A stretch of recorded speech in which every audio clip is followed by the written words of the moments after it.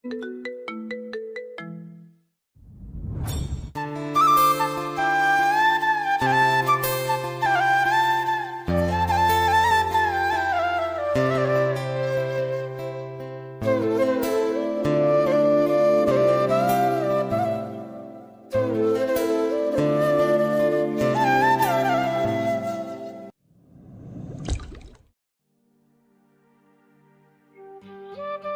আসবি না।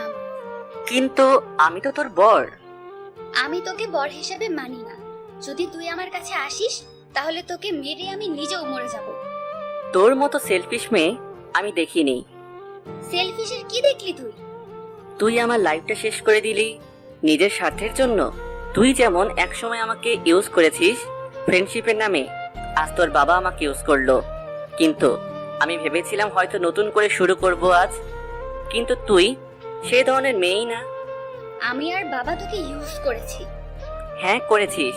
যদি ইউজ না করে থাকিস তোরা, তাহলে তোকে আমার সাথে বিয়ে দিলেন কেন আর অন্য কাউকে পেলেন না? তাই তুই কি বলতে চাচ্ছিস? তুই বিয়ে ভেঙে দিবি? আমি বিয়ে ভাঙতে চাইনি, সবকিছু নতুন করে শুরু করতে চেয়েছি। কিন্তু তুই কি বললি একটু আগে? মনে করে দেখ। তোর মতো ছোট লোকের বাচ্চার সাথে আমি নিজেও সংসার করব না। তোর সাথে ফ্রেন্ডশিপ করাই আমার জীবনের সবচেয়ে বড় ভুল। কি বলবি বল, বাবা মাকে নিয়ে কিছু বলবি না। কি করবি রে তুই কুত্তার বাচ্চা? সর সামনে থেকে, জানোয়ার কোথাকার। তুই কতটা নীচ প্রমাণ করে দিলি। আমি তোর বাবা মাকে নিয়ে কিছু বলেছি? কিন্তু তুই যারা এই দুনিয়ায় নেই তাদেরকে খারাপ বলতেছিস। টাকা থাকলেই বড়লোক হওয়া যায় না। নিধির ঠোঁটের নিচ দিয়ে রক্ত পড়ছে, মাথা নিচু করে বসে আছে। থাক, তুই তোর বাবার সম্পত্তি নিয়ে। তুই তো এই সম্পর্কটা রাখতে চাস না। আজ চলে যাচ্ছি। ঠিক 3 মাস পর ডিভোর্স পেপার নিয়ে তোর সামনে আসবো। সেদিন নিধিকে কথাগুলো বলে বের হয়ে এসেছিলাম। হ্যাঁ, আমি আমার বাসর রাতের দিনে বাসা থেকে বেরিয়ে এসেছিলাম। বাসাটা আমার ছিল না, নিধির বাবার ছিল। আপনারা ভাবছেন নিধিকে, আর ওর সাথে আমার বিয়ে কেমন করে হলো? নিধি বড়লোক বাবার একমাত্র মেয়ে। বাবার অনেক টাকা, তাই দেমাকে মাটিতে পা পড়তো না। ভাবছেন আমার সাথে গরিবের সাথে ওর ফ্রেন্ডশিপ হলো কেমন করে? আসলে ভার্সিটিতে ভালো ছাত্র হিসেবে একটা নাম ছিল আমার। একদিন ক্লাস থেকে বের হওয়ার সময় নিধির সামনে আসে। তোমার নাম মারুফ? হ্যাঁ বলুন। আসলে আমার ফিজিক্সের নোটস গুলো একটু লাগতো, দিতে পারবেন? অবশ্যই। তারপর ওকে নোটসগুলো দেই। এইভাবে কথা বলা শুরু, ধীরে ধীরে হালকা পাতলা খবর নেওয়া। এইভাবেই ফ্রেন্ডশিপ চলছিল। ওর ফ্রেন্ডশিপটা অবশ্য করুণা ছিল, কারণ আমি অনাথ, দুনিয়াতে কেউ নেই। তাই করুণা দেখিয়ে মহৎ হতে চেয়েছিল। সেটা ওর ব্যবহারের মাধ্যমেই ও বুঝিয়ে দিত আমাকে। আমি সব বোঝার মধ্য দিয়ে না বোঝার ভান করে চলতাম। কি করব, আমি তো অনাথ, আমি তো করুণার পাত্র হওয়ার যোগ্যই। মাঝে মাঝে মনটা খারাপ হতো। যদি বাবা মা থাকতো তাহলে ঈদে কাপড় কিনে দিত। ভার্সিটিতে আসার সময় পকেটে টাকা আছে কিনা বলতো, আছে বললেও টাকা বের করে দিত। রাতে দেরি করে বাসায় ফিরলে বকাঝকা করত। রাগ করে না খেয়ে থাকলে বারবার খেতে ডাকতো। আমাদের জীবনে বাবা মার ভালোবাসা ছোট ছোট জিনিসের মধ্য দিয়ে ফুটে ওঠে, যেটা অনেকে বুঝে না। সময় হলে সেটাই আর পাবে না, আর সেটাই তার কাছে বড় চাহিদা হয়ে দাঁড়ায়। অনেকে পিতামাতা ভালোবাসাকে ঠেলে দেয়, আবার অনেকে সেটার জন্য কেঁদে চায়। যেমনটা আমার ক্ষেত্রে। ভার্সিটি থেকে থাকাকালীন নিধি প্রায় আমাকে ওদের বাসায় নিয়ে আসতো, ভালো মন্দ খাওয়াতো, মাঝে মাঝে টাকার প্রয়োজন হলে দিতে চাইতো। কিন্তু আমি নিতাম না, কারণ যেটা নিব সেটা যদি ফেরত দিতে না পারি তাহলেই নিজেকেই খারাপ লাগতো। তাই ছোট একটা পার্ট টাইম জব করতাম। নিধিকে আমি অনেক ভালোবাসতাম, কিন্তু ওর সামনে সেটা প্রকাশ করতাম না। কারণটা খুব সাধারণ, কিন্তু অনেক আমি গরিব, এটাই একটা ছোট শব্দ, কিন্তু এর বোঝাটা অনেক বড়। ওর মতো বড় লোকের মেয়ে, আমার মতো অনাথ যে মেসে থাকে, সারা বছর 2টা শার্ট প্যান্ট দিয়ে চালিয়ে দেয়, তার সাথে প্রেম করবে, এটা ভাবাই অনেক কিছু। এভাবেই চলছিল। নিধি আমাকে অনেক কেয়ার করত, কিন্তু ওর কিছু কথার মধ্যে আমার জায়গাটা চিনিয়ে দিত। কোনো মেয়ের সাথে কথা বললে এসে বলতো, তোর মতো ছেলেরা শুধু মেয়েদের দিকে কোন নজরে তাকাতে পারে, ছোট লোক কোথাকার। এছাড়া ওর কথা মতো চলাফেরা এগুলো তো আছেই। এদিক থেকে ওদিক হলে ছোট লোক, কুত্তা, জানোয়ার এগুলা কথা ফ্রিতে শুনতে হতো। তারপরেও মেনে নিয়ে চলতাম। কিন্তু যেদিন ওর মুখ থেকে শুনলাম ওর বিয়ে ঠিক হয়ে গেছে, সেদিন খুব খারাপ লাগে। নিধি ওর বিয়ের কার্ড যখন আমার হাতে দিল, তখন কার্ডটা হাতে নিয়ে হাতটা কাঁপছিল, চোখ দিয়ে জল পড়তে চাইছিল, কিন্তু সেটা আটকে রেখে দিয়েছিলাম। এমনকি নিধির বিয়ের সব কাজ আমাকে করতে হয়। ভেবেছিলাম এটা হয়তো আমার ভাগ্য, যাকে ভালোবেসেছিলাম তার বিয়ে দিতেছি। কিন্তু বিয়ের দিন বর আসেনি, কারণটা এখনো অজানা। তারপর নিধির বাবা ওর বিয়ে আমার সাথে দেন। আমি প্রথমে না করি, কারণ ওনাদের সাথে আমার যায় না। কিন্তু তিনি হাত জোর করে বলতে লাগলেন, তাই আর না করতে পারিনি। তারপর বাসর রাতের কথা তো আপনাদেরকে বললাম। সেদিন বাসা থেকে বেরিয়ে এসেছিলাম। আজ 4 মাস হয়ে গেল। নিধিকে দেওয়া কথার 1 মাস বেশি। পুরনো শহরটা আজ আবার বসে আছে। আকাশ মেঘলা, কখন যেন অঝরে নামবে বৃষ্টি। পুরনো কথাগুলো খুব মনে পড়ে যাচ্ছে। সেই চিরচেনা ব্রিজে গেলাম, যেখানে আমি আর নিধি প্রায় রাতে বসে থাকতাম। ব্রিজের এক কোণে গিয়ে বসলাম, একটা সিগারেট ধরিয়ে পুরনো গল্প, খুনসুটির কথাগুলো ভাবতে লাগলাম। নিজের অজান্তেই ঠোঁটের কোণে হাসি চলে আসলো। তখনই হালকা বৃষ্টি শুরু হয়ে গেল। বৃষ্টিটা আজ খুব ভালো লাগছে, তাই আর উঠলাম না। নিধির সাথে কাটানো মুহূর্তগুলো ভাবতে লাগলাম। নিধি আমার বউ, কিন্তু বাসরাতের পর থেকে তাকে আমি দেখিনি। হাস্যকর হলেও এটাই বাস্তব। হয়তো ও এখন কোনো ভালো বড়লোক ছেলে পেয়ে গেছে, কিন্তু ও কি আবার বিয়ে করছে? কথাটা ভাবতে ভাবতে ব্যাগ থেকে ডিভোর্স পেপারটা বের করলাম। এই চেনা শহরে ফিরে আসার 2টা কারণ, তার মধ্যে এটা সবচেয়ে বেশি গুরুত্বপূর্ণ। হঠাৎ করে জোরে বৃষ্টি শুরু হলো। কাগজটা ব্যাগে ঢুকিয়ে সিগারেটটা ফেলে দিলাম। তারপর হাঁটতে লাগলাম। কোনো কিছু পাচ্ছি না যে উঠে যাব। ঝুম বৃষ্টিতে একলা রাস্তায় হেঁটে চলেছি। হঠাৎ করে সামনে দিয়ে একটা ট্যাক্সি আসলো। আমি জোরে ডাক দিলাম। আমার ডাক শুনে ট্যাক্সিটা দাঁড়িয়ে গেল। আমি দৌড়ে গিয়ে ওর দরজা খুলতেই একটা বড় ধরনের শক খেলাম। 4 মাসে অনেকটা বদলে গেছে, কিন্তু চিনতে অসুবিধা হলো না। হ্যাঁ, ভেতরে নিধি বসেছিল। আমাকে ওকে দেখে যতটা স্বাভাবিক ও হয়তো নয়।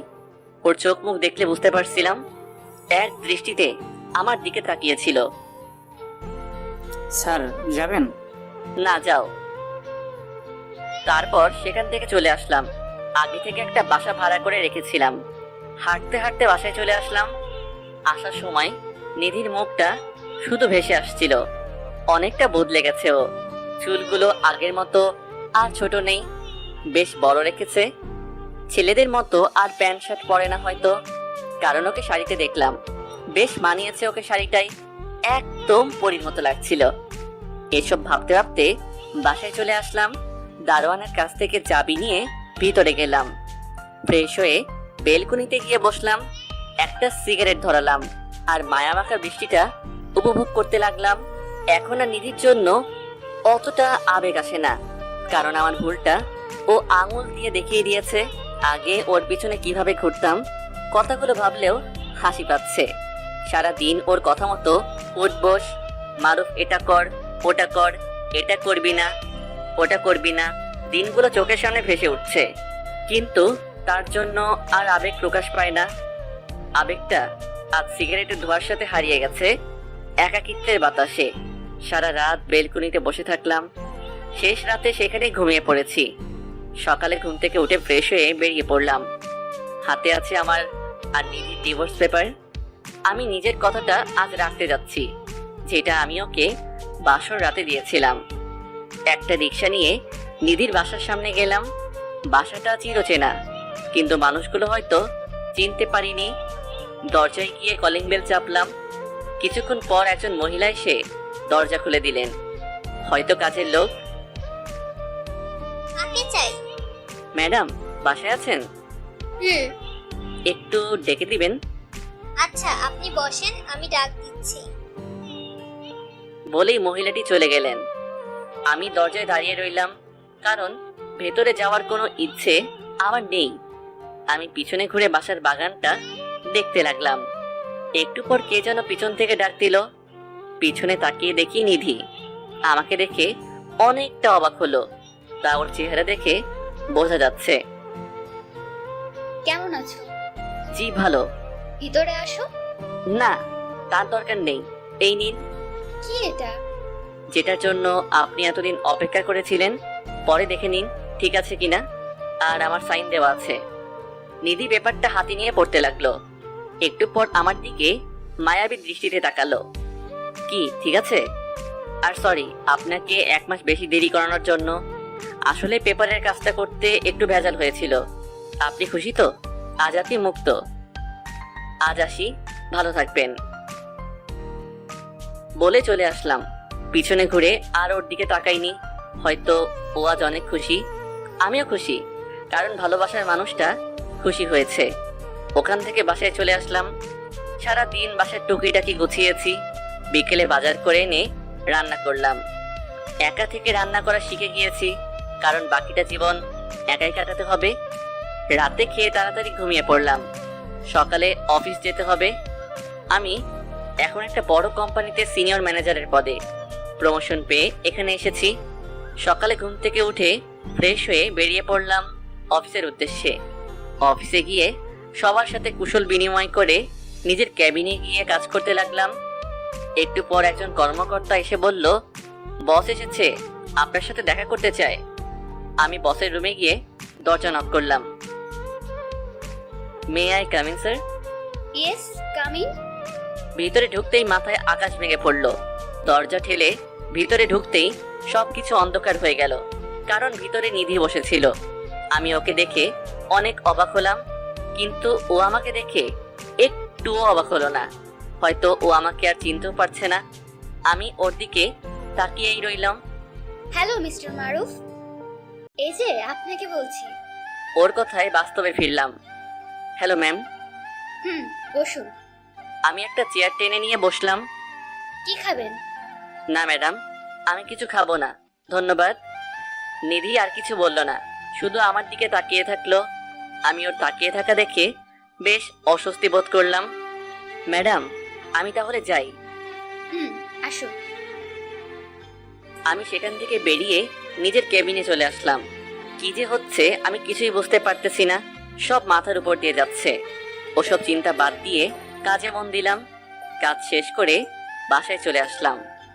বাসায় এসে ফ্রেশ হয়ে রান্না করে খেয়ে নিলাম। রাতে ঘুম আসছিল না, কারণ নিধি সেই মায়াবী তাকিয়ে থাকা চেহারাটা চোখ বন্ধ করলেই ভেসে উঠছিল। আমি কি নিধিকে এখনো ভালোবাসি? নিজের মনকে প্রশ্ন করলাম। না, সেটা কিভাবে হয়? আমাদের তো ডিভোর্স হয়ে গেছে, আর ওর হয়তো বয়ফ্রেন্ড আছে। মাথায় অনেক কিছু ঘুরপাক খাচ্ছিল, তাই ছাদে গিয়ে সিগারেট ধরলাম। পুরো রাত ঘুমাইনি, প্রায় রাত আমার নির্ঘুম যায়। এখানে এসেও সেই অভ্যাসটা পাল্টানো গেল না। সকালে ফ্রেশ হয়ে অফিসে গেলাম। তাড়াহুড়োয় নাস্তা করা হয়নি। অফিসে গিয়ে নিজের কাজে মন দিলাম। একটু পর একজন একটা ফাইল নিয়ে আসলো। May I come in sir? Yes, coming. Sir এই ফাইলটাতে একটু সাইন লাগতো। আমি ফাইলটা চেক করে সাইন করে দিলাম। আমি সিমি। আমি মারুফ। তুই আমার বয়সের, তাই তোমাকে স্যার বলতে পারবো না। ঠিক আছে, তুমি করে বলিও। ওকে, আসি তাহলে। সিমি চলে গেল। আমি নিজের কাজে মন দিলাম। একটু পর একটা ফোন আসলো। হ্যালো। তাড়াতাড়ি আমার রুমে আসো। নিধি রুমে গেলাম। গিয়ে দেখি ও মাথায় হাত দিয়ে বসে আছে। ম্যাম, কিছু বলবেন? মারুফ, আমি তোমাকে ভার্সিটি লাইফ থেকেই ভালোবাসি, কিন্তু বলতে পারিনি। তোর উপর জোর খাটাতাম, কারণ আমি চাইতাম না যে তুই অন্য কোনো মেয়ের সাথে কথা বলিস। অন্য কারোর সাথে তোকে কথা বলতে দেখলে আমার খুব রাগ হতো। আমি জানি আমি তোর সাথে অনেক খারাপ ব্যবহার করেছি, আর বাসর রাতের দিন আমি তোকে ওভাবে বলতে চাইনি। আমার তোর উপর অভিমান হয়েছিল, কারণ বাবা তোকে বিয়ের কথা বলার পরেও তুই না বলে দিলি। সেই কারণে আমি তো তোকে ভালোবাসি, তাই তো প্ল্যান করে আমার বিয়েটা ভাঙলাম, যাতে বাবা কোনো উপায় না পেয়ে তোর সাথে বিয়ে দেয়। কিন্তু পরে যখন তুই চলে গেলি আমি সারা রাত কেঁদেছি। তুই যদি একবার পেছনে ফিরে তাকাতি দেখতি তাহলে বুঝতে পারতি আমি তোকে এই 4 মাস ধরে অনেক খুঁজেছি। প্রতি রাতে তোর জন্য কেঁদেছি, উপরওয়ালার কাছে প্রার্থনা করেছি যাতে তোকে আমার কাছে ফিরিয়ে দেন। আমি তোকে অনেক ভালোবাসি, তোকে ছাড়া বেঁচে থাকা আমার পক্ষে সম্ভব না। প্লিজ আমাকে মাফ করে দে। নিধি এসে আমাকে জড়িয়ে ধরলো আর কান্না করতে লাগলো। আমি ওকে নিজের থেকে ছাড়িয়ে নিলাম। এসব কথা বলার সময় অনেক আগেই চলে গিয়েছে। আপনার আর আমার মধ্যে কিছু নেই। আপনার আর আমার একটাই সম্পর্ক, বস আর কর্মচারীর। এর থেকে বেশি কিছু নয়। কিছু কাজ থাকলে বলেন, না হলে আমি আসতেছি। নিধি মাথা নিচু করে কেঁদেই যাচ্ছে। চুলগুলো ওর মুখের সামনে চলে এসেছে। বেশ মায়াবী লাগছে। ইচ্ছে করছে ওর চুলগুলো নিজের হাতে সরিয়ে দেই, কিন্তু ওর মায়ায় পড়লে হবে না। আমি আসি তাহলে, কথাটা বলে বেরিয়ে আসতে লাগলাম। আমি নিজের ভালোবাসাটা আদায় করে নিব। তুই ভালো করেই জানিস আমি কতটা জেদি। আমি তোর অভিমানটাকে সরিয়ে ভালোবাসাকে বের করেই আনবো। আমি তোকে কথা দিচ্ছি। দেখা যাবে। তারপর নিজের কেবিনে এসে কাজ করতে লাগলাম। অফিস শেষে বাসায় আসলাম। রাতে খেয়ে ঘুমিয়ে পড়লাম। সকালে ঘুম থেকে উঠে অফিসে গেলাম। একটু পর সিমি আসলো। কেমন আছো? ভালো, তুমি? ভালো। সিমির সাথে কথা বলতে লাগলাম। মেয়েটা কথা বলতেও পারে, শুরু করলে শেষ করতেই চায় না। এরই মধ্যে নিধি এসে আমাদের দেখে রাগে লাল হয়ে গেল। কিচ্ছু বলল না, নিজের ক্যাবিনে চলে গেল। একটু পর পিয়নকে দিয়ে আমাকে ডাক দিল। নিধির রুমে গিয়ে নক দিলাম। আসবো ম্যাম? আসুন। আমি ভিতরে গেলাম। কি কাজ আছে দিন? বসতে বলছি না? আমি কোনো কথা না বলে বসে পড়লাম। আমি বসতেই নিধি উঠে দাঁড়ালো। উঠে গিয়ে দরজা লাগিয়ে দিল। কি ব্যাপার, দরজা লাগিয়ে দিলেন কেন? আমার অফিস, আমি যা ইচ্ছে তাই করব। আমি সিটে বসে আছি। নিধি এসে আমার সামনের ডেস্কটায় উঠে বসলো। আপনি এভাবে বসলেন কেন? নিজের চেয়ারে গিয়ে বসুন। সেটা পরে দেখা যাবে। আগে বল তুই সিমির সাথে এত এসে কথা বলছিস কেন? সেটা আমার ব্যক্তিগত ব্যাপার। আপনি কে বলার? তোর ব্যাপার মানে? আমি তোর বউ। ছিলেন। নিধির মুখটা মলিন হয়ে গেল। কি যেন ভাবতে লাগলো। আমি তাহলে আসি ম্যাম, আমার কাজ আছে। আমার কথায় নিধির ধ্যান ভাঙলো। না, কোথাও যেতে হবে না, বসে থাকি এখানে। কিন্তু আজ তো মিটিং আছে। ও তাহলে যাও, বাকি ব্যবস্থা আমি পরে করছি। আমি উঠতে যাব, তখনই নিধি আবার ধাক্কা দিয়ে সিটে বসে দিল। কোথায় যাচ্ছ? আপনি তো যেতে বললেন। আগে একটা কিস দাও তারপরে যেও। কি? আগে কিস দাও তারপরে যেও। পারবো না, পাগল নাকি? আপনার বফের কাছে যান। একটা কেন, 1000টা কিস দিবে। অত কথা শুনতে চাই না, দিবি কিনা বল। না, দিব না। তাহলে যা করার আমাকেই করতে হবে। যা ইচ্ছে করে নিন। তখন নিধি ওর মাথা আমার মাথার কাছে আনলো। ওর টেবিলের উপরে বসে থাকায় মাথা উঁচু করে ওর দিকে তাকাতে হচ্ছে।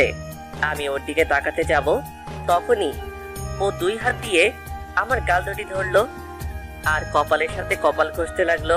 কেমন যেন একটা ভালো লাগা নিজের ভিতর কাজ করতে লাগলো।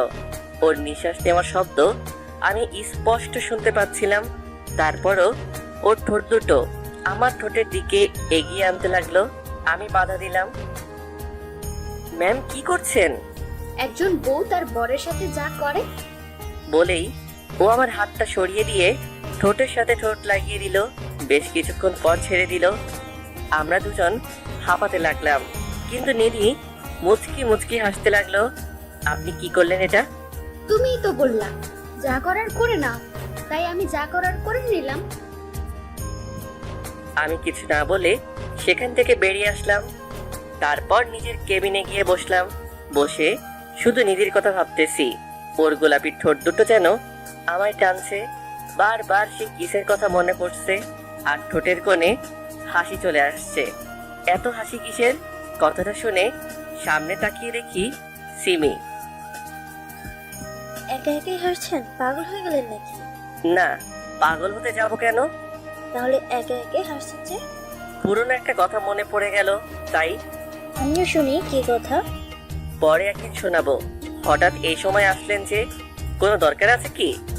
না, সেরকম কিছু না, লাস্ট টাইম হয়ে গেছে, তাই ভাবলাম আপনার সাথে একটু গল্প করি। ও আচ্ছা, বসুন, আমি খাবার অর্ডার করি। আমি ফোনটা নিয়ে পিয়নকে বললাম নিচের রেস্টুরেন্ট থেকে খাবার নিয়ে আসতে। তারপর দুজনে গল্প করতে লাগলাম, কিন্তু আমার গল্প করার কোনো মুড নেই। শুধু নিধির মায়ের চেহারাটা ফুটে আসছে, আর এদিকে সিমি বকবক করেই যাচ্ছে। একটু পর পিয়ন খাবার নিয়ে আসলো, দুজনে হাত ধুয়ে খেতে লাগলাম আর হালকা পাতলা হাসি ঠাট্টা করছিলাম। তখনই দেখলাম নিধি গ্লাসের বাইরে থেকে তাকিয়ে আছে। কিছুক্ষণ তাকিয়ে থেকে চলে গেল। কিছু না বলে খাওয়া শেষ করে সিমিকে বিদায় দিলাম আর নিজের কাজগুলো করতে লাগলাম। অফিস শেষে আমি বাইরে দাঁড়িয়ে আছি, কোনো রিক্সা নেই, তাই হাঁটতে লাগলাম। হঠাৎ সামনে একটা গাড়ি এসে থামলো, গ্লাসটা নামালো। ভিতরে নিধি। গাড়িতে ওঠো। না ম্যাম, ঠিক আছে, আমি সামনে থেকে রিক্সা নিয়ে নিব, আপনি চলে যান। উঠতে বলছি না? দেখুন ম্যাম, আপনি আমার বস অফিসে, তাই এখানে জোর খাটাতে আসবেন না। উঠবি না? গাড়ি থেকে নেমে ওইটা করব। এখন সবার সামনে করলে সবাই ফ্রিতে শো দেখবে। যদি না চাস সবাই ফ্রিতে শো দেখুক, তাহলে উঠে পড়। আমি ভাবলাম ভিতরে তো যাব না, আর বাইরে দাঁড়িয়ে থাকলে ইজ্জত সব শেষ হয়ে যাবে, দৌড় মেরে পালিয়ে যাই। যেই এক দুই ধাপ দিলাম, নিধি পিছন থেকে বলল পালাচ্ছিস পালা, কিন্তু রাত শেষ, ওই অফিসে আসবি, আর কাল সবার সামনে কিস করব। কথাটা শুনেই দাঁড়িয়ে গেলাম। ঠিকই তো, কাল আবার অফিসে যেতে হবে। নিধির যেরকম জেদ, কথার খেলাপ করবে না, তাই গুটি গুটি পায়ে ফিরে এসে গাড়ির দরজাটা খুলে ভিতরে বসলাম। নিধি ড্রাইভারকে গাড়ি স্টার্ট দিতে বলল। আমি গুটিসুটি মেরে বসে আছি। নিধি আমার কাঁধে মাথা দিয়ে বসে রইল। পরন্ত বিকেলে ঝিরিঝিরি বৃষ্টি পড়ছিল, আর মুহূর্তটা যে কেমন ছিল তা ভাষায় প্রকাশ করার মতো না। একটু দূর যেতে নিধি গাড়ি থামাতে বলল আর আমাকে নামতে বলল। আমি নেমে আসলাম। নিধি ড্রাইভারকে গাড়ি রেখে চলে যেতে বলল। ড্রাইভারকে পাঠিয়ে দিলেন যে। আমাদের যেতে দেরি হবে, তাই পাঠিয়ে দিলাম। আসো আমার সাথে। না, আমার বাসায় যেতে হবে, কাজ আছে। প্লিজ, কিছুক্ষণ পর চলে যাব। ওর দিকে তাকালাম, এক মায়াবী দৃষ্টিতে আমার দিকে তাকিয়ে আছে। আচ্ছা চলুন। তারপর দুজনে হাঁটতে লাগলাম। হাঁটতে হাঁটতে সেই ব্রিজে গেলাম। তোমার মনে আছে এই ব্রিজে আমরা কত আড্ডা দিছি? আমি শুধু মাথা নাড়িয়ে হ্যাঁ বললাম। দুজনে ব্রিজের রেলিং ধরে দাঁড়িয়ে আছি। নিচে নদীতে সূর্যের পরন্ত আলো যেন অন্য রকম একটা মুহূর্ত ফুটিয়ে তুলেছিল। পশ্চিম আকাশে উড়ে যাওয়া মেঘগুলো এক অপরূপ সৌন্দর্যের সৃষ্টি করছে। নিধি আমার হাত ধরে কাঁধে মাথা রেখে সামনের দিকে তাকিয়ে আছে। অনেকক্ষণ আমাদের মাঝে কোনো কথা হয়নি। তুমি কি আমায় সত্যি আর ভালোবাসো না? ওর কথাটা শুনে অবাক হলাম, কারণ কি বলবো আমার জানা নেই। কি হলো, চুপ করে আছো কেন? সেটা না হয় না জানাই থাকলো, ডিভোর্স তো হয়ে গেছে, এখন পুরনো কথা কেটে লাভ কি? আমার কথাটা শুনে নিধির মনটা খারাপ হয়ে গেল। আর কিছুক্ষণ পর যাওয়ার পর আমরা দুজনে চলে আসলাম। আজ দিনটা খুব ভালোভাবে ঘুমাতে পেরেছি, কারণটা আমি নিজেও জানি না। সকালে ঘুম থেকে উঠে ফ্রেশ হয়ে অফিসে গেলাম। গিয়ে নিজের ক্যাবিনের সামনে আমার নাম লেখার জায়গায় আনোয়ার সাহেবের নাম লেখা, কোম্পানির সিনিয়র কর্মকর্তা। তাহলে কি নিধি আমাকে চাকরি থেকে বের করে দিল? হঠাৎ করে পিছন থেকে পিয়ন এসে বলল, ম্যাডাম আপনাকে ডাকতেছে। আমি নিধি রুমে গিয়ে দরজা নক করে ভিতরে ঢুকেই মাথায় ঠাডা পড়লো, কারণ সেখানে দুইটা ডেস্ক ছিল। May I come in ma'am? Yes, coming. Ma'am, আমার কেবিন কি চেঞ্জ করা হয়েছে? হ্যাঁ, আজ থেকে আপনি এখানে বসে কাজ করবেন। কিন্তু ম্যাম, এখানে কেন? অফিসে আর কোনো কেবিন নেই, তাই। কিন্তু ম্যাম, অফিসে তো অনেকগুলো কেবিন আছে ফাঁকা পড়ে। আপনাকে যেটা বলা হয়েছে সেটা করুন। কি আর করার, চাকরিটা ছাড়তেও পারবো না, কারণ এখন আরেকটা ভালো মাইনের চাকরি পাওয়া মুশকিল নয়, একদম অসম্ভব ব্যাপার। আমি সাইডে ডেস্কটায় বসে কাজ করতে লাগলাম, কিন্তু নিধি কাজ বাদ দিয়ে চেয়ারটা আমার দিকে ঘুরিয়ে আমাকে দেখছে, যেটা খুব অস্বস্তিকর যে কোনো মানুষের জন্য। কারণ কেউ যদি আপনার দিকে তাকিয়ে থাকে তাহলে আপনি সেটা বুঝতে পারবেন, আপনি না চাইলেও তার দিকে আপনার নজর যাবে। আমি বারবার নিধির দিকে আর চোখে তাকাচ্ছি, কিন্তু ও আমার দিকে এক দৃষ্টিতে তাকিয়ে আছে। আমি আর থাকতে না পেরে ওর দিকে চেয়ারটা ঘুরিয়ে নিলাম।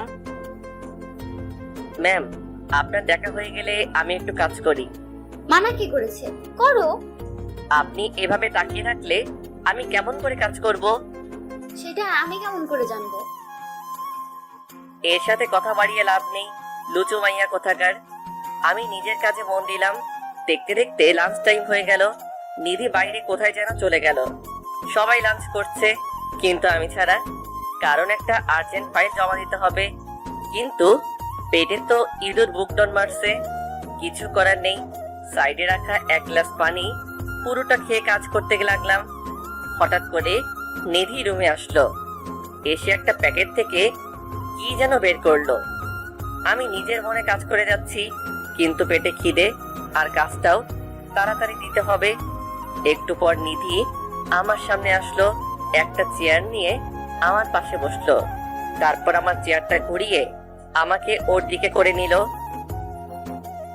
ম্যাম, আপনি কি দেখতে পাচ্ছেন না আমি কাজ করতেছি? কাজ পরে করবা, আগে খেয়ে নাও। আমি জানি তুমি সকাল থেকে কিছু খাওনি। তারপর নিধি আমার মুখের সামনে খাবার ধরলো আর মায়াবী দৃষ্টিতে আমার দিকে তাকিয়ে আছে। দেখুন ম্যাম, আমার এখন খাওয়ার সময় নেই।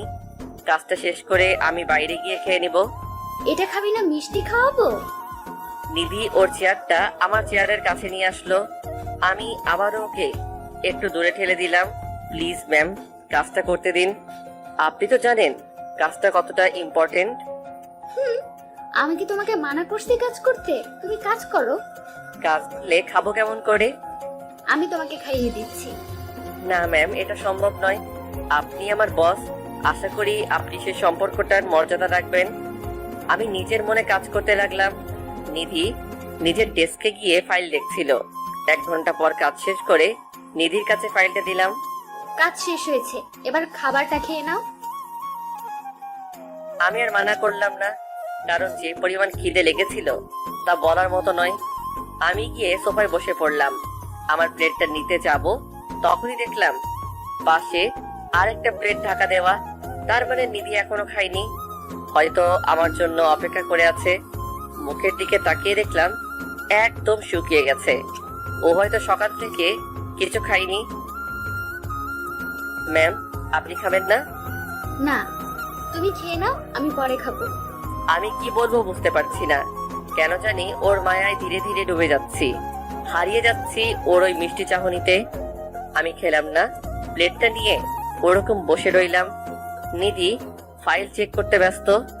কি হলো, তুমি খাচ্ছ না কেন? ইচ্ছে করছে না। নিধি ফাইলটা রেখে সোফায় এসে বসলো, হাত থেকে প্লেটটা নিল। হা করো। আপনি খাবেন না? খাবো, আগে তুমি খাও। আপনি খান, আমি নিজে খেয়ে নিতে পারবো। হা করতে বলছি না? সিমির সাথে তো ভালো লাঞ্চ করতে পারো, আর আমি খাইয়ে দিলেই ভালো লাগে না। আমি আর কথা বাড়ালাম না। নিধি আমাকে খেয়ে দিতে লাগলো। খাওয়ানোর সময় ওর চুলগুলো মুখের সামনে চলে আসছিল। ইচ্ছে করছিল নিজের হাতে ওর চুলগুলো গুছিয়ে দেই, কিন্তু নিজেকে আটকে রাখলাম। আমাকে খাওয়ানোর পর নিধি নিজে খেয়ে নিল। বিকেলে অফিস থেকে বেরিয়ে সিমির সাথে দেখা। আজ সারাদিন কাজের ব্যস্ততায় ওর সাথে দেখাই হয়নি। কেমন আছো? ভালো, তুমি? ভালো, চলো কফি খেয়ে আসি। চলো। যখনই সামনে যাব তখনই দেখি নিধি রাগী লোক নিয়ে আমার দিকে তাকিয়ে আছে। কিছু বলল না, গাড়িতে করে চলে গেল। আমি আর সিবি গল্প করতে করতে কফি শপে গেলাম। কফি খেয়ে বাসায় চলে আসলাম। রোজকার মতো রান্না করে খেয়ে ছাদে গিয়ে একটা সিগারেট ধরালাম। নিধির কথা মনে পড়তে লাগলো। আগের মতোই আছে, ও একটু পাগলামি কমেনি। আমি যতই নিজের মনকে বুঝিয়েছি যে আমি ওকে ভালোবাসি না, মনটা ততই ওর দিকে চলে গিয়েছে। আমি যে নিধিকে কতটা ভালোবাসি তা আমি প্রকাশ করতে পারবো না, তাই তো ওর খুশির জন্য ডিভোর্স পেপারে সাইন করে দিয়েছিলাম। কিন্তু আমি কি ওর ভালোবাসাকে মেনে নিব? কিছুদিন অপেক্ষা করে দেখি কি হয়, তারপর না হয় ওকে আপন করে নিব। আমাকে কষ্ট দেওয়ার ফল তো ওকে ভোগ করতেই হবে। তারপরের দিন অফিসে গিয়ে দেখি সিমি দাঁড়িয়ে আমাকে দেখে আমার কাছে আসলো। কেমন আছো? ভালো, তুমি? ভালো। তখন নিধি এসে দাঁড়ালো। এই যে মিস সিমি, এখানে আপনাকে কি আমরা গল্প করার জন্য বেতন দেই? আপনি সারাদিন গল্প করে সময় কাটিয়ে দেন, একটা কর্মের নন আপনি। যান, নিজের কাজ করুন। সিমি মুখ কালো করে চলে গেল। নিধির কাণ্ড দেখে খুব হাসি পাচ্ছিল। ওর রাগী চেহারা দেখলে যে কেউ ক্রাশ খাবে। এই যে, তুমি কেবিনে যাও, আমি আসছি। আমি কেবিনে গিয়ে কাজ করতে লাগলাম। একটু পর সিমি আসলো। আরে তুমি? একটা ফাইনাল সাইন করাতে হবে। ও দাও। আমি সাইন করে দিলাম। সিমি চলে গেল। নিধি রুমে ঢুকলো। ও কেন এসেছিল? ফাইল সাইন করে নিতে। আর যেন ওর সাথে না দেখি। কেন? আপনি কে আমাকে বলার? আমি কে দেখাচ্ছি। তারপর যেটা হলো, নিধি দরজাটা লক করে দিয়ে আসলো। এসে আমার কলার ধরে উপরে উঠালো। আমি ওর সাথে কি করব তাতে আপনার কি? আমারই সব, আমি যেটা বলবো সেটা না শুনলে দেখতে পাবি। আপনার যা ইচ্ছে করুন, আমি তো ওর সাথে কথা বলবো। আর মেয়েটা অনেক কিউট। নিধি কি যেন ভাবলো, তারপর কলার ছেড়ে দিয়ে নিজের চেয়ারে গিয়ে বসে পড়লো। মাথায় হাত দিয়ে কি যেন ভাবছে। চোখের কোণে জল। এইটুকুতে খারাপ লাগছে তোমার? আমি যে এই কয়েকটা মাস কেমন করে কাটিয়েছি তা শুধু আমি জানি। ভালোবাসার মানুষের কাছ থেকে আঘাত পেলে পুরো দুনিয়াটা উলট পালট হয়ে যায়, সেটা হয়তো আপনি এখন বুঝতে পারছেন। আমি নিজের কাজ করতে লাগলাম। নিধি কান্না করেই যাচ্ছে। না, মনে হয় একটু বেশি করে ফেলেছি। ধুর, যা হওয়ার হয়ে গেছে, পরে ভালোবাসা দিয়ে পুষিয়ে দিব। নিজের মনে কাজ করতে লাগলাম। লাঞ্চ টাইম হয়ে গেল। নিধি কান্না করতে করতে ওর ডেস্কে ঘুমিয়ে পড়েছে। আমি বাইরে গেলাম, দেখি সিমি দাঁড়িয়ে আছে। কি ব্যাপার, তুমি এখানে দাঁড়িয়ে? তোমাকে ডাকতে যাচ্ছিলাম। কেন? একটু দরকার আছে। কি দরকার বলো? চলো লাঞ্চ করি আগে। চলো। তারপর দুজনে মিলে লাঞ্চ করলাম। কি যেন বলতে চেয়েছিলা? পরে একদিন বলবো, আজ না। আচ্ছা। এরপর আমি অফিসে চলে আসলাম। আসার সময় নিধির জন্য খাবার নিয়ে আসি রেস্টুরেন্ট থেকে। এসে দেখি নিধি চেয়ারে হেলানি দিয়ে আছে। ম্যাম, এই নিন, কালকে আপনি আমাকে ট্রিট দিয়েছেন, আজ আমি আপনাকে দিয়েছি। কোথায় গিয়েছিলে? লাঞ্চ করতে। কার সাথে? আমি আর সিমি। ও ভালো। নিধি চেয়ারে হেলানি দিয়ে বসে আছে। কি হলো, খাবেন না? না, ইচ্ছে নেই। নিধিকে দেখে বোঝা যাচ্ছে সকাল থেকে কিছুই মুখে পড়েনি। আমি একটা প্লেটে খাবার নিয়ে ওর সামনে গেলাম। নিন, খেয়ে নিন। না, খাবো না, যাও এখান থেকে। চলে যাব, কিন্তু খেয়ে নিন। বলছি না, খাবো না। নিন, হা করুন। কি হলো? নিধি কিছুক্ষণ আমার দিকে তাকিয়ে থাকলো, তারপর হা করলো। আমি ওকে খাইয়ে দিলাম। খাওয়া শেষে যখনই উঠতে যাব তখনই নিধি হাতটা টান দিয়ে আবার বসিয়ে দিল। আমি জানি তুমি আমাকে এখনো ভালোবাসো। হাসছো কেন? আপনার কথা শুনে আমি আপনাকে খাইয়ে দিলাম, কারণ কাল আপনি আমাকে খাইয়ে দিছেন, তাই আজকে সেটা শোধ করে দিলাম। আমি উঠে গেলাম। কিছুদিন এভাবে চলতে লাগলো। আমি এখন নিধিকে রাগানোর জন্য সিমির সাথে আরো বেশি করে কথা বলি, কিন্তু এমনটা হবে ভাবিনি। আমি অফিস থেকে বের হয়ে আসছিলাম। অফিসে কেউ ছিল না, আমি, সিমি, নিধি আর পিয়ন ছাড়া। আমি গেটের বাইরে আসতেই সিমি ডাক দিল। হ্যাঁ বলো। তোমার সাথে কিছু কথা ছিল। বলো। আসলে মারুফ, আমি না তোমাকে খুব খুব ভালোবাসি। I love you Maruf, more than my life. বলেই সিমি আমাকে জড়িয়ে ধরলো। আমি ওকে ছাড়িয়ে নিলাম, কিন্তু পিছনে তাকিয়ে দেখি নিধি দাঁড়িয়ে। আমাকে দেখে কান্না করতে করতে চলে গেল। যাহ, সব গন্ডগোল পাকিয়ে গেল। বাসায় চলে আসলাম। সিমিকে সব বুঝিয়ে দিয়েছি, ও মানতে চাইছিল না, কিন্তু আমার কিছু করার নেই।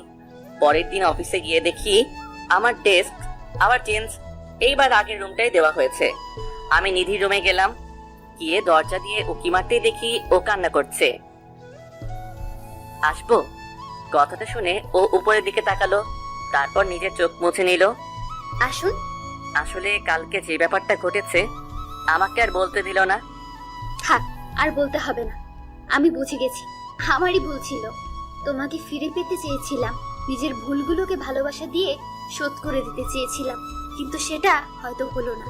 তুমি সিমিকে ভালোবাসো, ওকে নিয়ে সুখী থেকো, এটাই আশা করি। আমার পুরো কথাটা শোনো আগে, আমাকে ভুল বুঝছো তুমি।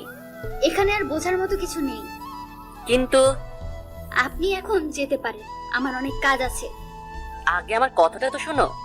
আমি আপনাকে যেতে বলেছি। আমি আর কিছু বললাম না, সেখান থেকে বেরিয়ে আসলাম। অফিস টাইম শেষে আমি নিধির জন্য বাইরে দাঁড়িয়ে আছি। একটু পর নিধি আসলো, আমি ওর সামনে গিয়ে দাঁড়ালাম। নিধি, আমার কথাটা তো শোনো। পথ ছাড়ুন আমার, আর আমি আপনার বস, কথাটা যেন মনে থাকে আপনার। নিধি যেতে লাগলো, তখন আমি ওর হাতটা টেনে ধরলাম। তখন ও আমাকে একটা থাপ্পড় মেরে দিল। আমি নিধির এমন ব্যবহার দেখে বেশ অবাক হলাম, কিন্তু ঠোঁটে একটা ছোট্ট হাসি ফুটে উঠলো। ভালোবাসায় বিশ্বাসের প্রয়োজন হয়, যেটা তোমার মধ্যে নেই। তুমি আমাকে বিশ্বাসই করো না, তাহলে ভালোবাসবে কি করে? যদি ভালোবাসতে তাহলে বিশ্বাস করতে, আর তোমাকে ভালোবাসার কথা বলে লজ্জা দিব না। ধন্যবাদ তোমাকে এই ব্যবহারটা উপহার দেওয়ার জন্য। আর এই ভালোবাসার অভিনয়টা না করলেও পারতেন। কথাগুলো বলে সেখান থেকে চলে আসলাম। চলে যাব হয়তো এই চেনা শহর ছেড়ে। এই শহর শুধু আমাকে কষ্টই দিয়েছে, ভালোবাসা না। চলে যাব হয়তো এই শহর ছেড়ে, আর হয়তো আশা হবে না। নিধির কথা অনেক মনে পড়বে, কিন্তু কিছু করার নেই আমার। ভালোবাসার মর্যাদা সে দিতে পারে না, যার কারণে আজ আমাদের ভালোবাসার নৌকা আজ মাঝ নদীতে ডুবে যাচ্ছে। শুধু এটাই চাইবো, নিধি যেন ভালো থাকে। আমার থেকে হাজার গুণ ভালো ছেলে ও পাবে। কথাগুলো ভাবতে ভাবতে চোখ দিয়ে অঝরে বৃষ্টি পড়তে লাগলো। সারাটা রাত না ঘুমিয়ে নিধির সাথে কয়েকটা দিনের কথা ভাবছিলাম। ওর পাগলামো, নিজের হাতে খাইয়ে দেওয়া, ওর শাসনগুলো খুব মিস করব।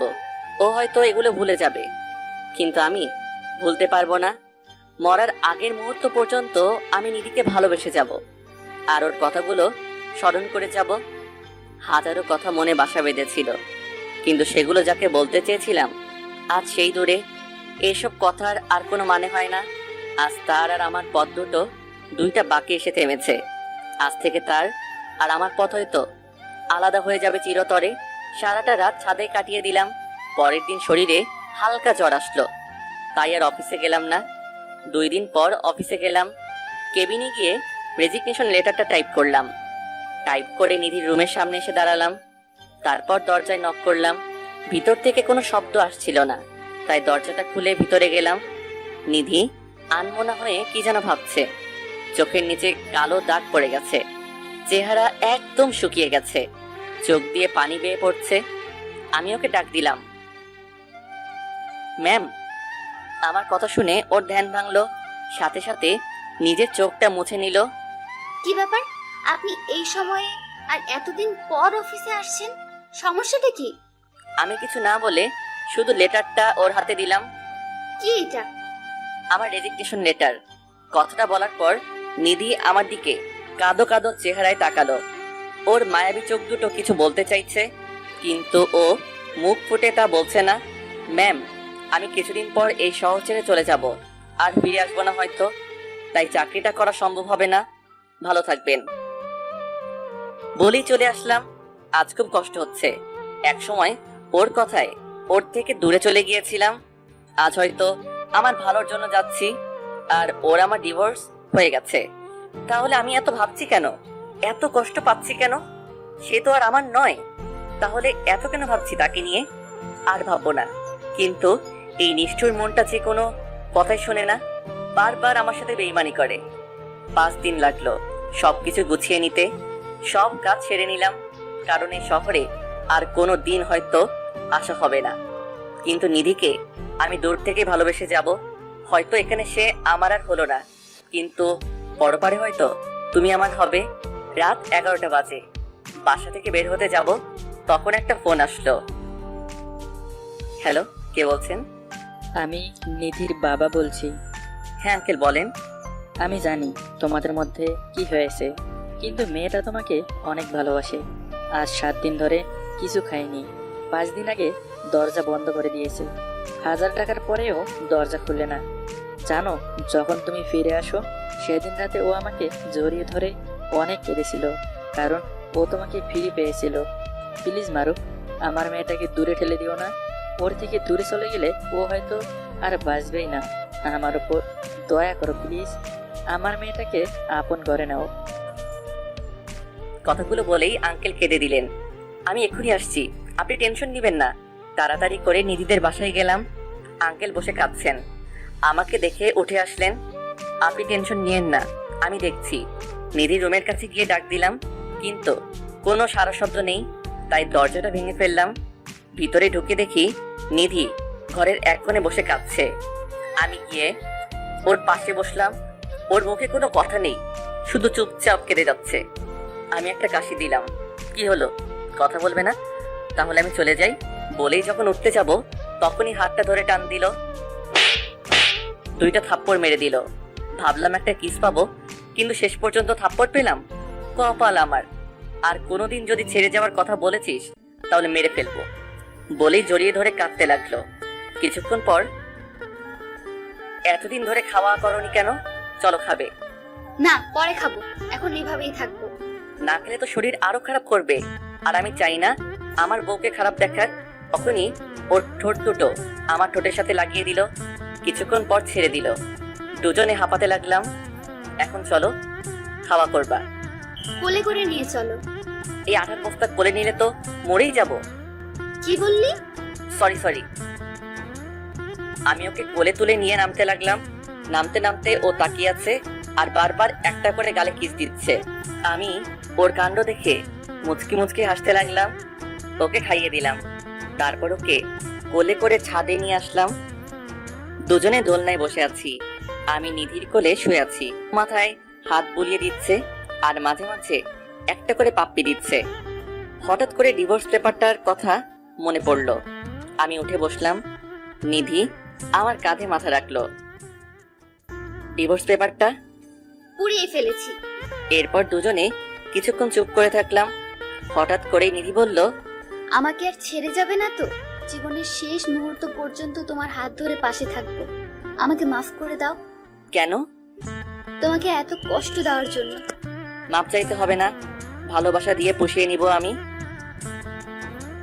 জড়িয়ে ধরলাম নিধিকে। দুজনে চাঁদনি রাতটা উপভোগ করতে লাগলাম। পরিপূর্ণ হলো আমাদের ভালোবাসার গল্পটা। কাছে আসবি না আমার।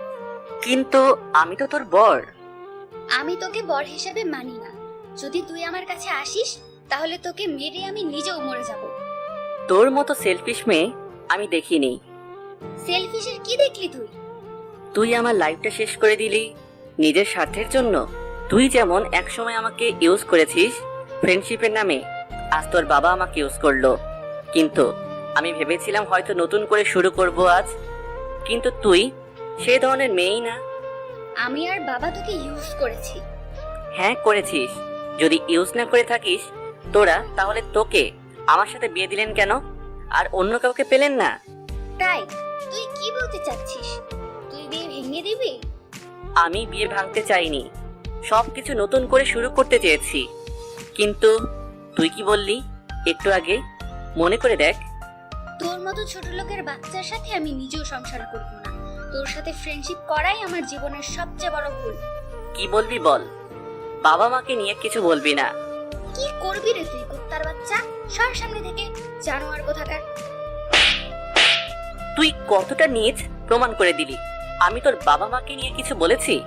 কিন্তু তুই যারা এই দুনিয়ায় নেই তাদেরকে খারাপ বলতেছিস। টাকা থাকলেই বড়লোক হওয়া যায় না। নিধি ঠোঁটের নিচ দিয়ে রক্ত পড়ছে, মাথা নিচু করে বসে আছে। থাক, তুই তোর বাবার সম্পত্তি নিয়ে। তুই তো এই সম্পর্কটা রাখতে চাস না। আজ চলে যাচ্ছি। ঠিক 3 মাস পর ডিভোর্স পেপার নিয়ে তোর সামনে আসবো। সেদিন নিধিকে কথাগুলো বলে বের হয়ে এসেছিলাম। হ্যাঁ, আমি আমার বাসর রাতের দিনে বাসা থেকে বেরিয়ে এসেছিলাম। বাসাটা আমার ছিল না, নিধির বাবার ছিল। আপনারা ভাবছেন নিধিকে, আর ওর সাথে আমার বিয়ে কেমন করে হলো? নিধি বড়লোক বাবার একমাত্র মেয়ে, বাবার অনেক টাকা, তাই দেমাকে মাটিতে পা পড়তো না। ভাবছেন আমার সাথে গরিবের সাথে ওর ফ্রেন্ডশিপ হলো কেমন করে? আসলে ভার্সিটিতে ভালো ছাত্র হিসেবে একটা নাম ছিল আমার। একদিন ক্লাস থেকে বের হওয়ার সময় নিধির সামনে আসে। তোমার নাম মারুফ? হ্যাঁ, বলুন। আসলে আমার ফিজিক্সের নোটসগুলো একটু লাগতো, দিতে পারবেন? অবশ্যই। তারপর ওকে নোটসগুলো দেই। এইভাবেই কথা বলা শুরু, ধীরে ধীরে হালকা পাতলা খবর নেওয়া। এইভাবেই ফ্রেন্ডশিপ চলছিল। ওর ফ্রেন্ডশিপটা অবশ্য করুণা ছিল, কারণ আমি অনাথ, দুনিয়াতে কেউ নেই, তাই করুণা দেখিয়ে মহৎ হতে চেয়েছিল। সেটা ওর ব্যবহারের মাধ্যমেই ও বুঝিয়ে দিত আমাকে। আমি সব বোঝার মধ্য দিয়ে না বোঝার ভান করে চলতাম। কি করব, আমি তো অনাথ, আমি তো করুণার পাত্র হওয়ার যোগ্যই। মাঝে মাঝে মনটা খারাপ হতো। যদি বাবা মা থাকতো তাহলে ঈদে কাপড় কিনে দিত।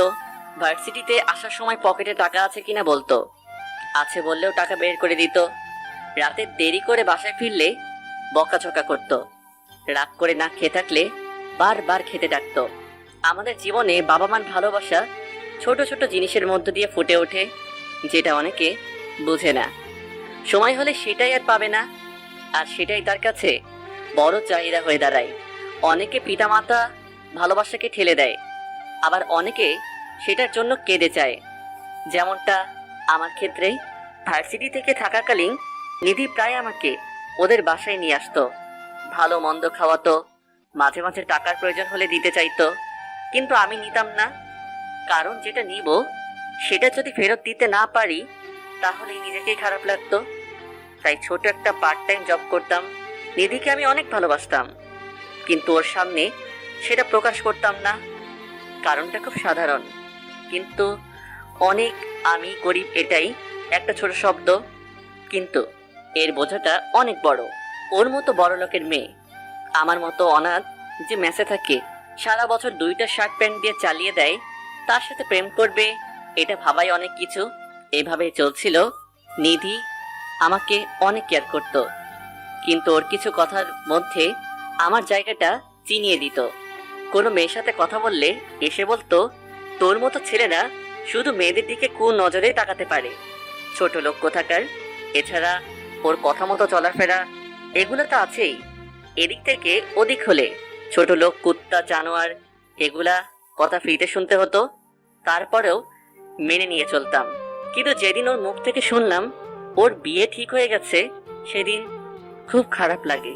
নিধি ওর বিয়ের কার্ড যখন আমার হাতে দিল, তখন কার্ডটা হাতে নিয়ে হাতটা কাঁপছিল, চোখ দিয়ে জল পড়তে চাইছিল, কিন্তু সেটা আটকে রেখে দিয়েছিলাম।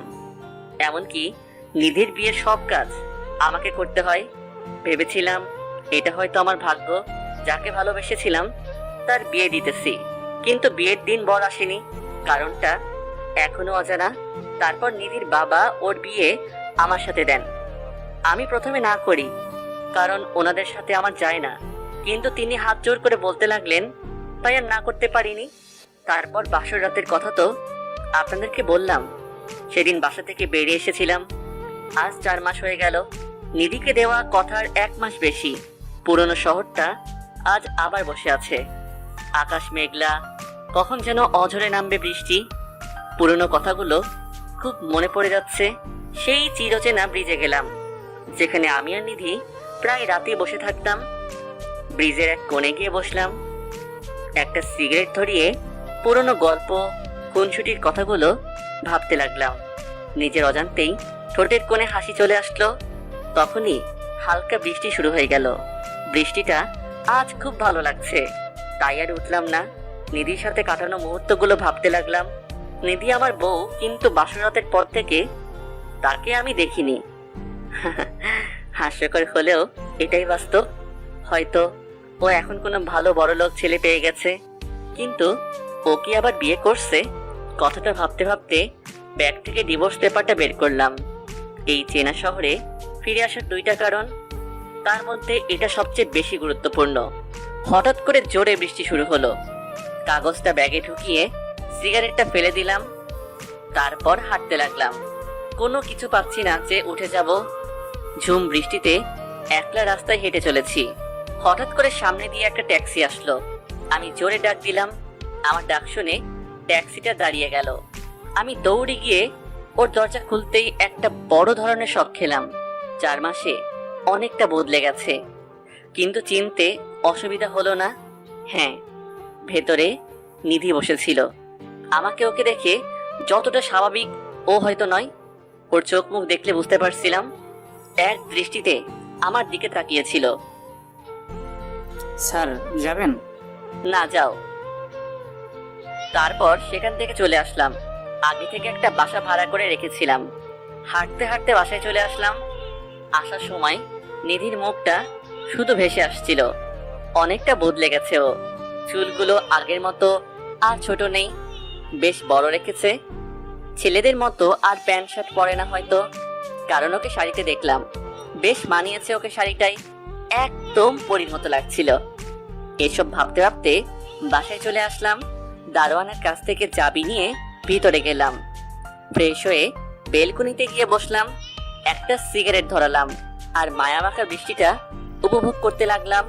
এখন আর নিধির জন্য অতটা আবেগ আসে না, কারণ আমার ভুলটা ও আঙুল দিয়ে দেখিয়ে দিয়েছে। আগে ওর পিছনে কিভাবে ঘুরতাম, কথাগুলো ভাবলেও হাসি পাচ্ছে। সারা দিন ওর কথা মতো উঠ বস, মারুফ এটা কর, ওটা কর, এটা করবি না, ওটা করবি না, দিনগুলো চোখের সামনে ভেসে উঠছে, কিন্তু তার জন্য আর আবেগ প্রকাশ পায় না। আবেগটা আজ সিগারেটের ধোঁয়ার সাথে হারিয়ে গেছে একাকিত্বের বাতাসে। সারা রাত বেলকুনিতে বসে থাকলাম। শেষ রাতে সেখানে ঘুমিয়ে পড়েছি। সকালে ঘুম থেকে উঠে ফ্রেশ হয়ে বেরিয়ে পড়লাম। হাতে আছে আমার আর নিধির ডিভোর্স পেপার। আমি নিজের কথাটা আজ রাখতে যাচ্ছি, যেটা আমি ওকে বাসর রাতে দিয়েছিলাম। একটা রিক্সা নিয়ে নিধির বাসার সামনে গেলাম। বাসাটা চিরচেনা, কিন্তু মানুষগুলো হয়তো চিনতে পারিনি। দরজায় গিয়ে কলিং বেল চাপলাম। কিছুক্ষণ পর একজন মহিলা এসে দরজা খুলে দিলেন। হয়তো কাজের লোক। কাকে চাই? ম্যাডাম বাসায় আছেন? একটু ডেকে দিবেন। আচ্ছা, আপনি বসেন, আমি ডাক দিচ্ছি। বলেই মহিলাটি চলে গেলেন। আমি দরজায় দাঁড়িয়ে রইলাম, কারণ ভেতরে যাওয়ার কোনো ইচ্ছে আমার নেই। আমি পিছনে ঘুরে বাসার বাগানটা দেখতে লাগলাম। একটু পর কে যেন পিছন থেকে ডাক দিল। পিছনে তাকিয়ে দেখি নিধি। আমাকে দেখে অনেকটা অবাক হলো, তা ওর চেহারা দেখে বোঝা যাচ্ছে। কেমন আছো? জি ভালো। ভিতরে আসো। না, তার দরকার নেই, এই নিন। কি এটা? যেটার জন্য আপনি এতদিন অপেক্ষা করেছিলেন, পরে দেখে নিন ঠিক আছে কিনা, আর আমার সাইন দেওয়া আছে। নিধি পেপারটা হাতে নিয়ে পড়তে লাগলো। একটু পর আমার দিকে মায়াবী দৃষ্টিতে তাকালো। কি ঠিক আছে? আর সরি আপনাকে 1 মাস বেশি দেরি করানোর জন্য। আসলে পেপারের কাজটা করতে একটু ভেজাল হয়েছিল। আপনি খুশি তো? আজ আপনি মুক্ত। আজ আসি, ভালো থাকবেন। বলে চলে আসলাম।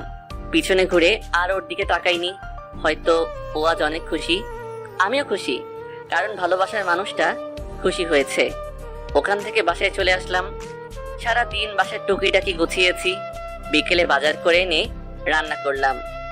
একা থেকে রান্না করা শিখে গিয়েছি, কারণ বাকিটা জীবন একাই কাটাতে হবে। রাতে খেয়ে তাড়াতাড়ি ঘুমিয়ে পড়লাম। সকালে অফিস যেতে হবে।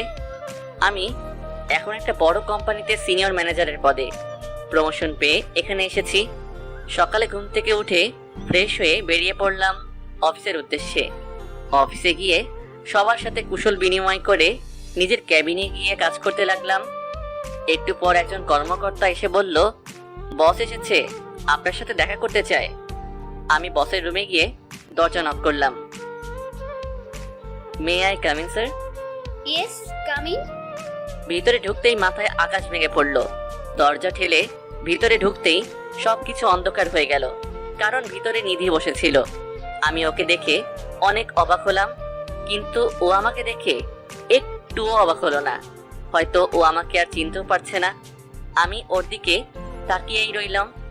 হ্যালো মিস্টার মারুফ, এই যে আপনাকে বলছি। ওর কথায় বাস্তবে ফিরলাম। Hello ma'am. বসুন। আমি একটা চেয়ার টেনে নিয়ে বসলাম। কি খাবেন? না ম্যাডাম, আমি কিছু খাবো না, ধন্যবাদ। নিধি আর কিছু বলল না, শুধু আমার দিকে তাকিয়ে থাকলো। আমি ওর তাকিয়ে থাকা দেখে বেশ অস্বস্তি বোধ করলাম। ম্যাডাম, আমি তাহলে যাই। আসুন। আমি সেখান থেকে বেরিয়ে নিজের কেবিনে চলে আসলাম। কি যে হচ্ছে আমি কিছুই বুঝতে পারতেছি না, সব মাথার উপর দিয়ে যাচ্ছে। ওসব চিন্তা বাদ দিয়ে কাজে মন দিলাম।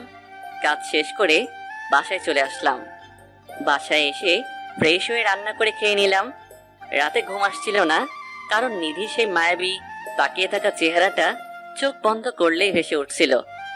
আমি কি নিধিকে এখনো ভালোবাসি? নিজের মনকে প্রশ্ন করলাম। না, সেটা কিভাবে হয়? আমাদের তো ডিভোর্স হয়ে গেছে, আর ওর হয়তো বয়ফ্রেন্ড আছে। মাথায় অনেক কিছু ঘুরপাক খাচ্ছিল, তাই ছাদে গিয়ে সিগারেট ধরলাম। পুরো রাত ঘুমাইনি, প্রায় রাত আমার নির্ঘুম যায়। এখানে এসেও সেই অভ্যাসটা পাল্টানো গেল না। সকালে ফ্রেশ হয়ে অফিসে গেলাম। তাড়াহুড়োয় নাস্তা করা হয়নি। অফিসে গিয়ে নিজের কাজে মন দিলাম। একটু পর একজন একটা ফাইল নিয়ে আসলো। May I coming sir? Yes, coming. Sir, এই ফাইলটাতে একটু সাইন লাগতো। আমি ফাইলটা চেক করে সাইন করে দিলাম। আমি সিমি। আমি মারুফ। তুই আমার বয়সের, তাই তোমাকে স্যার বলতে পারবো না। ঠিক আছে, তুমি করে বলিও। ওকে, আসি তাহলে। সিমি চলে গেল। আমি নিজের কাজে মন দিলাম। একটু পর একটা ফোন আসলো। হ্যালো। তাড়াতাড়ি আমার রুমে আসো। নিধি রুমে গেলাম। গিয়ে দেখি ও মাথায় হাত দিয়ে বসে আছে। ম্যাম, কিছু বলবেন? মারুফ, আমি তোমাকে ভার্সিটি লাইফ থেকেই ভালোবাসি, কিন্তু বলতে পারিনি। তোর উপর জোর খাটাতাম, কারণ আমি চাইতাম না যে তুই অন্য কোনো মেয়ের সাথে কথা বলিস। অন্য কারোর সাথে তোকে কথা বলতে দেখলে আমার খুব রাগ হতো। আমি জানি আমি তোর সাথে অনেক খারাপ ব্যবহার করেছি, আর বাসর রাতের দিন আমি তোকে ওভাবে বলতে চাইনি। আমার তোর উপর অভিমান হয়েছিল, কারণ বাবা তোকে বিয়ের কথা বলার পরেও তুই না বলে দিলি। সেই কারণে আমি তো তোকে ভালোবাসি, তাই তো প্ল্যান করে আমার বিয়েটা ভাঙলাম, যাতে বাবা কোনো উপায় না পেয়ে তোর সাথে বিয়ে দেয়। কিন্তু পরে যখন তুই চলে গেলি, আমি সারা রাত কেঁদেছি। তুই যদি একবার পেছনে ফিরে তাকাতি দেখতি, তাহলে বুঝতে পারতি। আমি তোকে এই 4 মাস ধরে অনেক খুঁজেছি, প্রতি রাতে তোর জন্য কেঁদেছি। উপরওয়ালার কাছে প্রার্থনা করেছি যাতে তোকে আমার কাছে ফিরিয়ে দেন। আমি তোকে অনেক ভালোবাসি, তোকে ছাড়া বেঁচে থাকা আমার পক্ষে সম্ভব না। প্লিজ আমাকে মাফ করে দে। নিধি এসে আমাকে জড়িয়ে ধরলো আর কান্না করতে লাগলো। আমি ওকে নিজের থেকে ছাড়িয়ে নিলাম। এসব কথা বলার সময় অনেক আগে চলে গিয়েছে। আপনার আর আমার মধ্যে কিছু নেই। আপনার আর আমার একটাই সম্পর্ক, বস আর কর্মচারীর। এর থেকে বেশি কিছু নয়। কিছু কাজ থাকলে বলেন, না হলে আমি আসতেছি। নিধি মাথা নিচু করে কেঁদেই যাচ্ছে। চুলগুলো ওর মুখের সামনে চলে এসেছে।